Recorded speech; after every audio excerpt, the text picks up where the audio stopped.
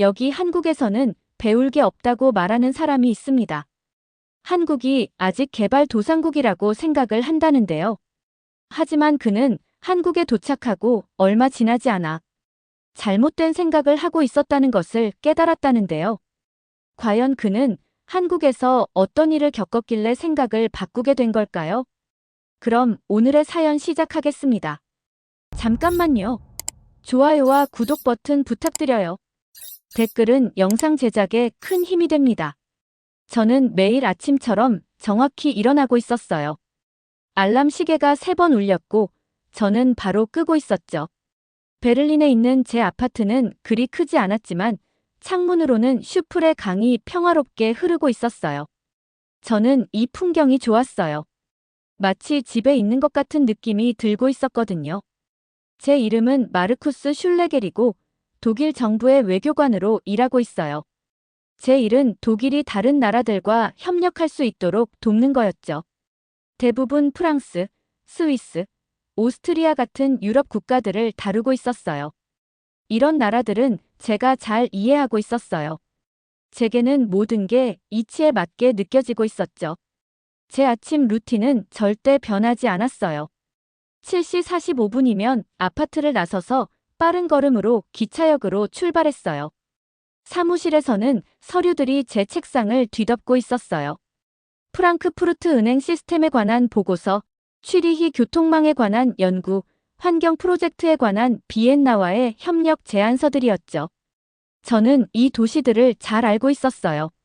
수년간 공부해 왔으니까요. 이런 것들의 편안함을 느끼고 있었죠. 한국 같은 아시아 국가들을 생각하면 제 머릿속에는 아주 다른 그림이 그려지고 있었어요. 사람들이 서로 밀치는 복잡한 거리, 이상한 냄새가 나는 시장, 계획성 없이 세워진 오래된 건물과 새 건물들이 뒤섞인 모습 같은 것들이었죠. 한국에 가본 적은 없었지만 독일 같은 현대 국가에게 가르칠 만한 것이 아무것도 없을 거라고 확신하고 있었어요. 마르쿠스, 내 사무실로 좀 와줄래? 아네트 국장님의 목소리에 깜짝 놀라고 있었어요. 그녀는 우리 부서를 총괄하고 있었는데 거의 직접 저를 부르지 않았거든요. 그녀의 사무실은 제 것보다 더 크고 도시를 향한 큰 창문이 있었어요. 그녀는 책상 뒤에 앉아 진지한 눈빛으로 저를 바라보고 있었죠. 새 임무가 있어요. 그녀가 말하며 책상 건너편으로 파일을 밀고 있었어요. 서울, 한국에서 2주간 지내게 될 거예요. 스마트 시티 시스템을 연구하는 팀에 합류하게 될 거고요. 저는 파일을 집어들었지만 열지는 않았어요. 한국이요? 스마트 시티 연구를요? 제 목소리에서 놀람을 감추지 못하고 있었죠. 네. 그들의 대중교통, 디지털 정부 서비스, 도시 계획을 보게 될 거예요. 우리가 유용하게 배울 수 있는 게 있는지 알아봐야 해요. 속으로는 웃고 있었어요. 한국에서 배운다고요? 그들이 우리에게 무엇을 가르칠 수 있을까요? 독일은 세계 최고의 도시 시스템을 가진 나라 중 하나였어요. 우리는 효율성과 조직력으로 유명했죠. 아네트 국장님이 제 표정을 주의 깊게 살펴보고 있었어요. 제가 무슨 생각을 하는지 알 수 있었나 봐요. 그래서 당신이 가야 하는 거예요. 마르쿠스. 그녀가 단호하게 말하고 있었어요. 당신은 회의적이니까요. 화려한 발표나 좋은 말에 속지 않을 거예요. 우리는 비판적인 눈으로 바라보고 정직한 진실을 말해줄 사람이 필요해요. 저는 천천히 고개를 끄덕이고 있었어요. 동의해서가 아니라 이 임무를 거절할 수 없다는 걸 알고 있었기 때문이었죠. 그날 저녁, 저는 꼼꼼하게 여행 가방을 꾸리고 있었어요.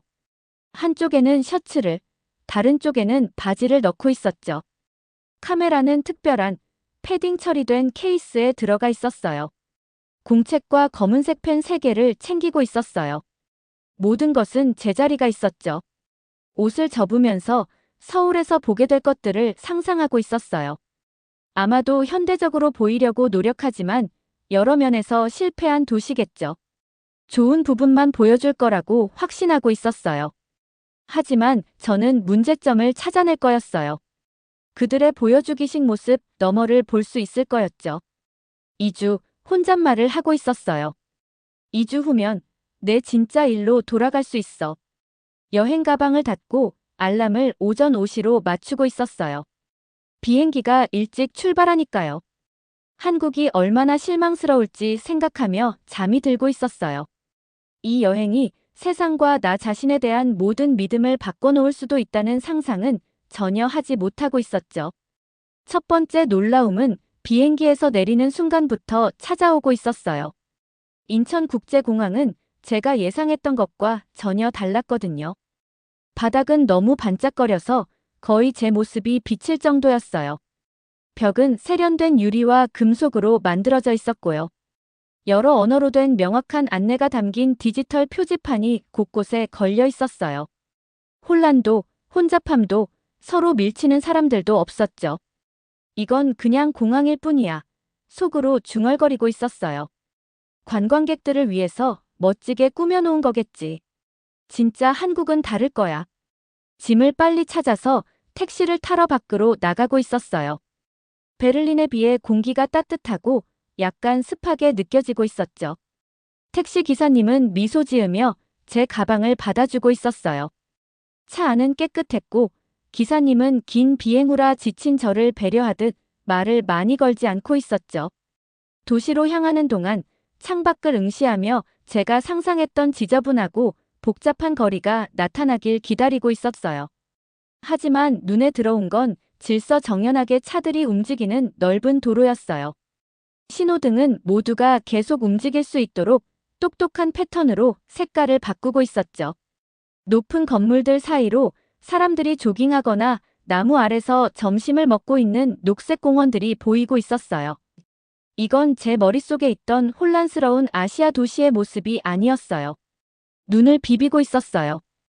아마 비행기 탓에 피곤해서 그런가 봐요. 곧 진짜 서울을 보게 되겠죠. 호텔방은 작았지만 아주 현대적이었어요. 욕실에는 완벽한 수압의 샤워기가 있었고 침대는 제가 좋아하는 단단한 타입이었죠. 옷을 풀어서 각 물건을 옷장에 조심스럽게 걸고 있었어요. 그런 다음 내일 일정을 확인했는데 첫 번째 방문지는 서울시청이었어요. 푹 자고 난 다음 날 호텔 로비에서 안내원을 만나고 있었어요. 그녀의 이름은 민정이었고 억양 하나 없이 완벽한 독일어를 구사하고 있었죠. 이게 너무 놀라워서 어디서 배웠는지 물어보고 있었어요. 뮌헨에서 4년간 공부했어요. 그녀가 미소와 함께 설명하고 있었어요. 독일 문화를 정말 좋아해요.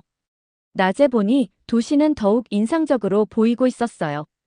깨끗한 거리, 쓰레기 하나 없고 사람들은 빠르게 걷지만 서로 밀치지 않고 있었어요. 모두가 자신이 어디로 가는지 정확히 알고 있는 것 같았죠. 서울시청에서는 또 다른 충격이 저를 기다리고 있었어요. 건물이 유리로 만든 파도 같은 모양으로 오래된 석조 건물 옆에 서 있었거든요. 안에는 모든 것이 디지털화되어 있었어요. 시의원들은 종이 대신 태블릿을 사용하고 있었고 버튼을 눌러 투표하면 결과가 큰 화면에 즉시 나타나고 있었죠. 종이를 뒤적거리거나 혼란스러워 보이는 사람이 없었어요. 민정 씨는 한국이 시민을 위한 디지털 시스템을 어떻게 발전시켜 왔는지 설명하고 있었어요. 사람들이 이제 거의 모든 것을 온라인으로 할 수 있어요. 세금 납부, 허가 신청, 동네 문제 신고까지요. 시간도 절약하고 정부를 더 투명하게 만들죠. 고개를 끄덕이면서도 속으로는 생각하고 있었어요. 프랑크푸르트 시스템보다 더 나을까? 믿기 힘든데. 보안이나 기술적 문제에 관한 어려운 질문들을 던지며 약점을 찾으려고 했는데 민정 씨는 방어적인 태도 없이 모든 것에 명확하게 대답하고 있었어요. 점심 식사 후 지하철을 타고 있었어요. 역은 깨끗하고 넓었으며 복잡하거나 지저분하지 않았어요. 표지판은 다음 열차가 정확히 언제 도착할지 알려주고 있었죠. 2분 후, 1분 후, 30초 후. 열차는 정확히 정시에 도착했어요. 안에는 모두가 앉을 공간이 있었고 무료 와이파이도 완벽하게 작동하고 있었어요. 일부 사람들은 도난 걱정 없이 무릎 위에 휴대폰을 올려둔 채로 자고 있었죠. 이건 진짜가 아닐 거야 생각하고 있었어요. 도시의 가장 좋은 부분만 보여주고 있나 봐. 그런데 뜻밖의 일이 벌어졌어요. 우리 팀의 또 다른 외교관인 헬렌이 식수대 근처 젖은 바닥에서 미끄러졌어요. 넘어져서 손바닥이 긁히고 말았죠. 제가 그녀를 도울 새도 없이 영무원이 응급처치 키트를 들고 나타나고 있었어요. 몇 분 안에 그들은 우리를 근처의 작은 의료실로 데려갔어요. 간호사가 헬렌의 상처를 빠르게 소독하고 붕대를 감았죠. 태블릿에 헬렌의 정보를 입력했고 전체 과정은 15분도 걸리지 않았어요. 비용이 독일에 비해 너무 적어서 금액을 잘못 들은 줄 알았어요. 호텔로 돌아가는 길에 평소보다 조용해지고 있었어요. 머릿속이 혼란스럽게 느껴지고 있었거든요. 제가 보고 있는 서울은 제가 상상했던 서울과 전혀 맞지 않았어요. 깨끗하고 효율적이고 현대적이고 잘 조직된 이런 단어들은 독일 도시들에만 어울린다고 생각했었거든요. 도시의 스카이라인 위로 지는 석양을 바라보며 생각하고 있었어요. 아마도 내가 생각했던 것만큼 모든 걸 알고 있지는 않은 것 같아. 날이 흐르면서 저는 점점 말은 줄이고 더 많이 관찰하고 있었어요. 매일 아침 호텔 로비에서 민정 씨를 만나고 있었는데 매일매일 제 오래된 믿음을 조금씩 무너뜨리는 새로운 발견들이 이어지고 있었죠. 오늘은 공공도서관을 방문하고 있었어요. 밖에서 보면 그냥 현대적인 건물처럼 보였는데 안에 들어서니 마치 미래로 걸어 들어간 느낌이었어요. 사람들이 기계에 신분증을 스캔하며 책을 빌리고 있었죠. 사서가 카드에 도장을 찍거나 이름을 적는 일이 없었어요. 한 여성이 어떻게 도시 내 어떤 책이든 검색해서 내일 이 도서관에서 찾아갈 수 있는지 보여주고 있었어요. 원한다면 도서관에 오지 않고도 많은 책을 핸드폰으로 읽을 수도 있다고 하더라고요. 우리 할머니, 할아버지 세대는 책을 찾으려면 여러 도서관을 방문해야 했어요. 민정 씨가 설명하고 있었어요. 이제는 모든 도서관이 서로 연결되어 있어서 하나의 카드로 어디서든 이용할 수 있어요. 고개를 끄덕이며 이것을 공책에 적고 있었어요. 기억하고 싶은 것들이 너무 많아서 손이 따라가지 못할 정도라 평소보다 글씨가 더 지저분해 보이고 있었죠. 다음으로 작은 편의점에 들렀어요. 한 젊은 남자가 음료를 사면서 카운터에서 전기세를 내고 있었어요. 1분도 채 걸리지 않았죠. 점원이 남자의 휴대폰에 있는 코드를 스캔하고 그가 돈을 내고 영수증을 들고 나가고 있었어요. 서류 작업도 없고 관공서에서 긴 줄을 서서 기다릴 필요도 없었죠. 주민센터에서는 어르신들이 컴퓨터 사용법을 배우고 계셨어요. 머리가 하얀 할머니들이 조심스러운 손가락으로 태블릿을 두드리고 있었죠. 이 센터에서는 자기 컴퓨터를 살 형편이 안 되는 사람들에게 노트북도 빌려주고 있었어요. 집에 컴퓨터가 없는 학생들은 학교 과제를 위해 빌려갈 수 있었죠. 이 시스템은 부유한 사람들뿐만 아니라 모든 사람이 디지털 기술을 배울 기회를 갖도록 해주고 있었어요. 제 공책은 질문들로 가득 차고 있었어요. 왜 베를린에는 이런 게 없을까? 어떻게 이 시스템들이 이렇게 잘 작동하는 걸까? 한국은 어떻게 이 모든 것을 구축했을까? 오후에는 도시계획가들을 그들의 사무실에서 만나고 있었어요. 벽에는 서울의 과거, 현재, 미래 계획을 담은 지도와 그림들이 걸려 있었죠. 이 사람들은 성공 이야기만 하지 않고 있었어요. 몇 년 전 도시가 저질렀던 실수들에 대해서도 솔직하게 이야기하고 있었죠. 이 고속도로는 큰 실수였어요. 한 계획가가 오래된 사진을 가리키며 설명하고 있었어요. 오염을 만들고 지역사회를 분리시켰죠. 이 실수에서 배워서 새로운 지역을 계획할 때 반영했어요. 그들의 솔직함이 저를 놀라게 하고 있었어요. 독일에서는 공무원들이 실수를 인정하기를 꺼리는 경우가 많거든요. 하지만 이 한국 계획가들은 실패를 중요한 배움의 단계로 이야기하고 있었어요. 그들은 완벽했던 것이 아니라 배운 교훈을 통해 더 나아졌다는 것에 자부심을 느끼는 것 같았어요. 그날 밤 호텔방에서 저는 침대 위에 제 노트들을 펼쳐놓고 있었어요. 5일간의 관찰 내용이 많은 페이지를 채우고 있었죠. 제 글에서 이상한 점을 발견했어요. 첫날 노트에는 많은 질문과 의심이 적혀 있었어요. 이건 그냥 보여주기용인가? 이 시스템이 정말로 얼마나 신뢰할 수 있을까? 하지만 최근 노트에는 다른 질문들이 보이고 있었어요. 이게 베를린에서도 통할까? 이걸 집에서 가능하게 하려면 무엇을 바꿔야 할까? 일어나서 창문으로 서울의 밤 하늘을 바라보고 있었어요. 멀리까지 건물들의 불빛이 반짝이고 있었고 디지털 화면들이 다채로운 광고를 보여주고 있었죠. 이 늦은 시간에도 도시는 에너지로 맥박치고 있었어요. 제가 인식하지 못했던 느낌이 배 속에 자리 잡고 있었어요. 불편함일까요? 아니면 다른 무언가의 시작일까요? 아마도 존경심. 제 마음은 인정하기 싫어했지만 한국은 제가 배우리라고 전혀 예상하지 못했던 것들을 가르쳐주고 있었어요. 베를린에 있는 제 편안한 사무실을 생각하고 있었어요. 유럽 도시들에 관한 보고서가 있는 깔끔한 책상. 독일이 효율성과 조직력에서 세계를 선도한다는 확신. 이제 그 확신에 작은 균열이 생기고 있었어요. 만약 제 세계관이 너무 좁았다면, 만약 제가 덜 발전된 곳이라고 무시했던 곳에서 오는 혁신을 보지 못했다면, 그날 밤은 잠이 천천히 찾아오고 있었어요. 제 머릿속은 마치 스스로를 재배열하는 것 같았어요. 제 오래된 사고방식에 맞지 않는 새로운 생각들을 위한 공간을 만들고 있었죠. 5일 전 서울에 도착한 마르쿠스는 지금 여기 누워서 자신이 알고 있다고 생각했던 모든 것에 의문을 품고 있는 마르쿠스를 알아보지 못할 거였어요. 잠이 들면서 한 가지 생각이 제 마음속에서 맴돌고 있었어요. 또 어떤 것에 대해 내가 틀렸을까? 서울은 또 어떤 놀라움을 나에게 준비하고 있을까? 서울에서의 마지막 날이었어요. 아침이 왠지 달랐습니다. 알람 없이 저절로 눈이 떠졌는데 창문으로는 이미 햇살이 가득 들어오고 있었어요. 서울에 도착한 이후 처음으로 어제의 관찰 내용을 확인하려고 바로 수첩을 찾지 않았습니다. 대신 창가에 앉아 아래에서 깨어나는 도시를 바라보고 있었어요. 민정 씨가 늘 그랬듯이 로비에서 저를 맞이했는데 인사가 더 따뜻하게 느껴졌어요. 아마도 우리가 이제 거의 2주 동안 함께했기 때문인지 아니면 제가 드디어 그냥 업무적이기보다 친근하게 대하도록 마음을 열었기 때문인지 모르겠습니다. 오늘 마지막 날이니까 민정 씨가 말했어요. 특별한 곳을 보여드리고 싶어요.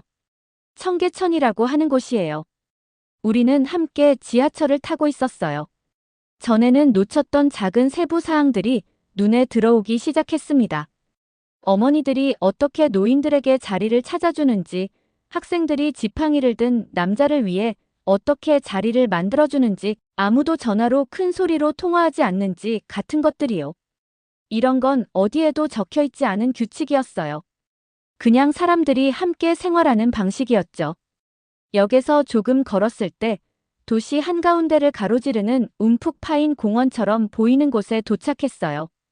맑은 물이 돌로 된 제방 사이로 부드럽게 흐르고 있었습니다. 나무와 식물들이 가장자리를 따라 자라고 있었고요. 사람들은 물가 옆길을 걸으며 어떤 이들은 손을 잡고 다른 이들은 사진을 찍고 많은 이들은 그저 평화로운 공간을 즐기고 있었어요. 여기가 항상 이랬던 건 아니에요. 민정 씨가 말하며 돌계단을 따라 물가 수준으로 저를 안내하고 있었어요. 20년 전만 해도 이 개울은 거대한 고가도로 아래에 묻혀 있었어요. 차들이 머리 위로 지나가며 소음과 오염을 일으키고 있었죠. 이 지역은 보기 흉하고 위험했어요. 주변을 둘러보며 이 아름다운 개울 대신 여기에 도로가 있었다고 상상해 보려 했는데 불가능해 보였어요. 시 지도자들이 큰 결정을 내렸어요. 민정 씨가 계속 말하고 있었어요. 그들은 도로를 철거하고 수십 년 동안 묻혀있던 오래된 개울을 다시 드러냈죠. 많은 사람들이 미친 생각이라고 여겼어요. 바쁜 도시에서 도로를 없애다니요? 하지만 그들은 그래도 해냈어요. 우리는 물가를 따라 천천히 걷고 있었습니다. 아이들은 놀이용으로 설계된 얕은 곳에서 물장구를 치고 있었고, 직장인들은 벤치에 앉아 점심을 먹고 있었어요. 노부부들은 길을 따라 팔짱을 끼고 산책하고 있었습니다. 이건 단순한 건설 프로젝트가 아니었어요. 민정 씨가 조용히 말했어요. 우리의 가치관에 관한 것이었죠. 우리가 어떤 도시를 원했냐고요? 자동차를 위한 도시, 아니면 사람을 위한 도시. 우리는 사람을 선택했어요. 그녀의 말이 물리적인 힘으로 저를 강타했어요. 걸음을 멈추고 정말로 주변을 둘러봤습니다. 제가 본 것은 단순히 영리한 공학이나 스마트한 기술이 아니었어요. 도시에 대해 생각하는 다른 방식이었습니다. 무엇이 가장 중요한지에 대해서요. 며칠 동안 저는 한국의 디지털 시스템과 효율적인 교통수단에 감명받고 있었어요. 하지만 이건 더 깊은 무언가였습니다.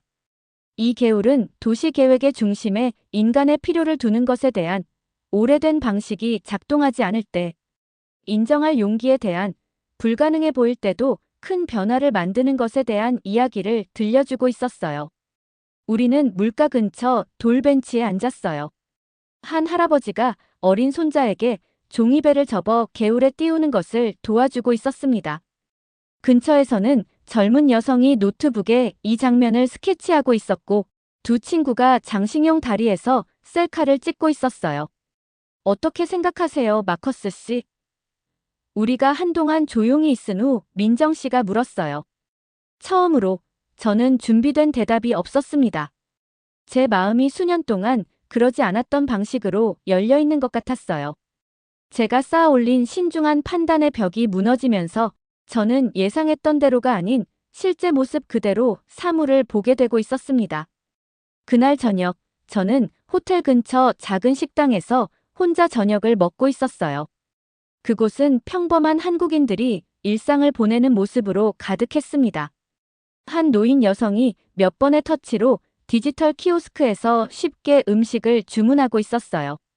한 아버지가 3명의 활기찬 아이들을 돌보면서 휴대폰으로 식사비를 지불하고 있었고, 10대 소녀가 번역 앱을 사용하여 길을 잃은 관광객에게 방향을 찾아주고 있었습니다. 이런 일상적인 장면들이 이제 저에게는 놀라워 보였어요. 기술이 인상적이어서가 아니라, 물론 그렇긴 하지만 이 시스템들이 어떻게 사람들에게 봉사하고 작지만 중요한 방식으로 그들의 삶을 더 좋게 만드는지 마침내 보게 되었기 때문입니다. 제가 피해온 진실이 완전히 저를 덮쳤어요.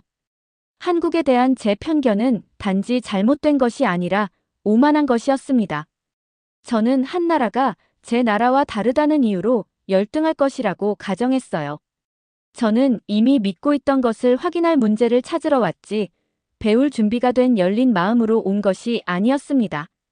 도시의 불빛 아래 호텔로 걸어가면서 저는 왠지 더 가벼워진 기분이 들었어요.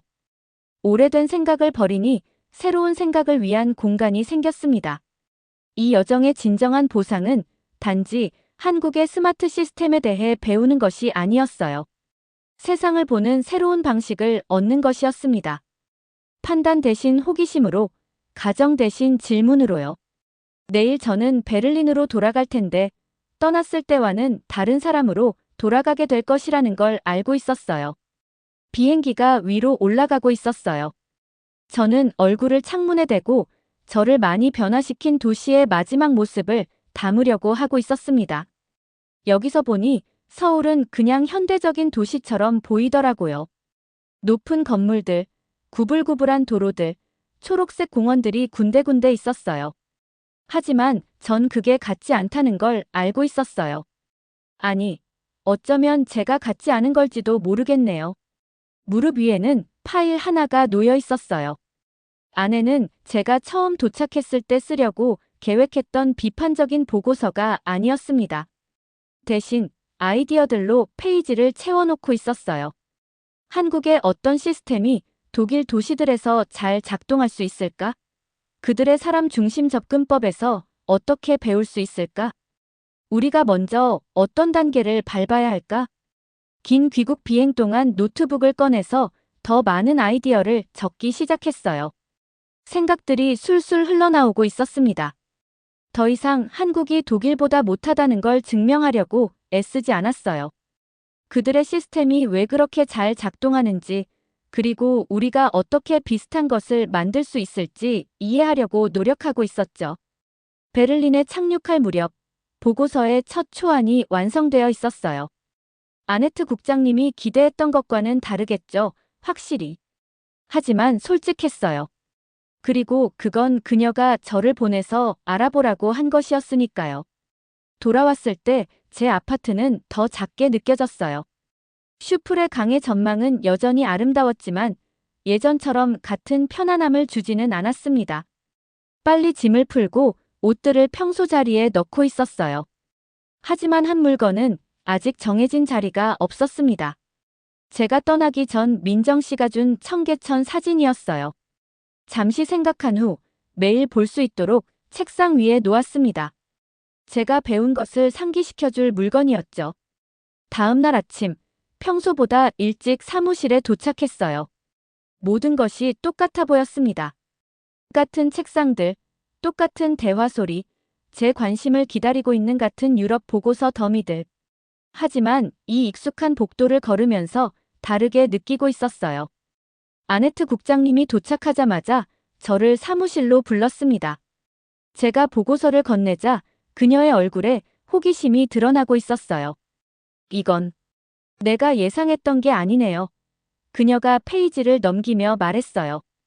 한국도 제가 예상했던 것이 아니었어요. 저는 간단히 대답했습니다.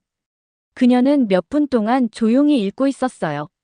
저는 기다리며 그녀의 표정이 놀라움에서 관심으로 바뀌는 것을 지켜보고 있었죠. 서울의 시스템을 기반으로 시범 프로젝트를 시작하자는 건가요? 그녀가 마침내 물었어요. 고개를 끄덕였습니다. 모든 걸 그대로 따라 하자는 게 아니에요. 하지만 그들의 접근 방식에서 배우자는 거죠.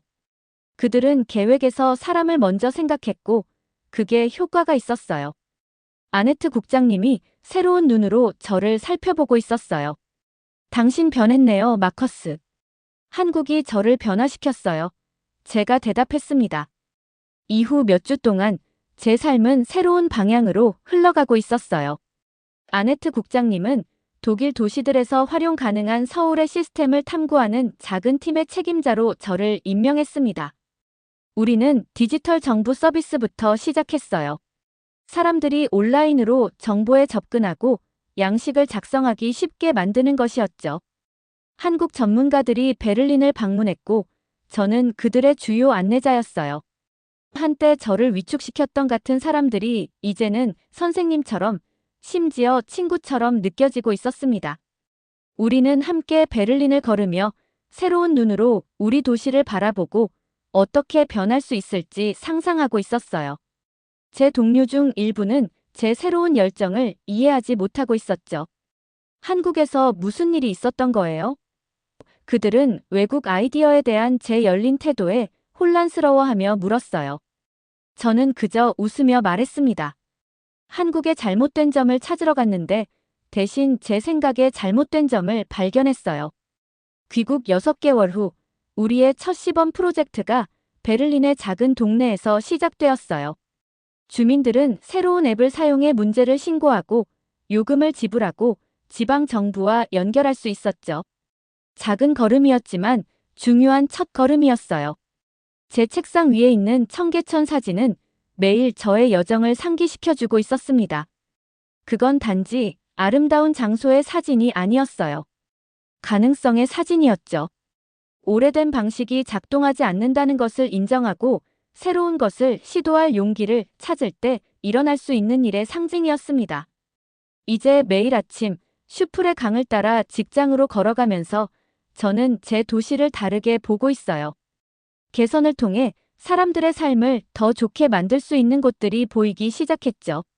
한때는 불가능해 보였지만 이제는 필요하다고 느껴지는 변화들을 상상하고 있었어요. 한국에서 가져온 가장 가치 있는 것은 스마트 시스템이나 디지털 기술에 관한 정보가 아니었습니다. 그건 훨씬 더 중요한 무언가였어요. 내 확신을 의심하고 내 편견을 넘어보고 한때 무시했던 장소와 사람들로부터 배울 수 있는 능력이었죠. 이제 새로운 외교관들이 해외여행을 준비할 때 저는 한 가지 간단한 것을 말해줍니다. 열린 눈과 열린 마음으로 가세요. 세상은 우리가 알고 있는 것보다 우리에게 더 많은 것을 가르쳐 줄 수 있어요. 배울 것이 없다고 믿으며 서울로 떠났던 마커스는 오늘 이 책상에 앉아 있는 마커스를 거의 알아보지 못할 거예요. 괜찮아요. 여정은 계속되니까요. 그리고 가장 좋은 여행은 우리가 전혀 예상치 못한 방식으로 우리를 변화시키죠. 오늘의 사연은 여기까지입니다. 댓글로 여러분의 의견을 나눠주세요. 구독과 좋아요는 영상 제작에 큰 힘이 됩니다. 그럼 오늘의 영상 마치겠습니다. 감사합니다.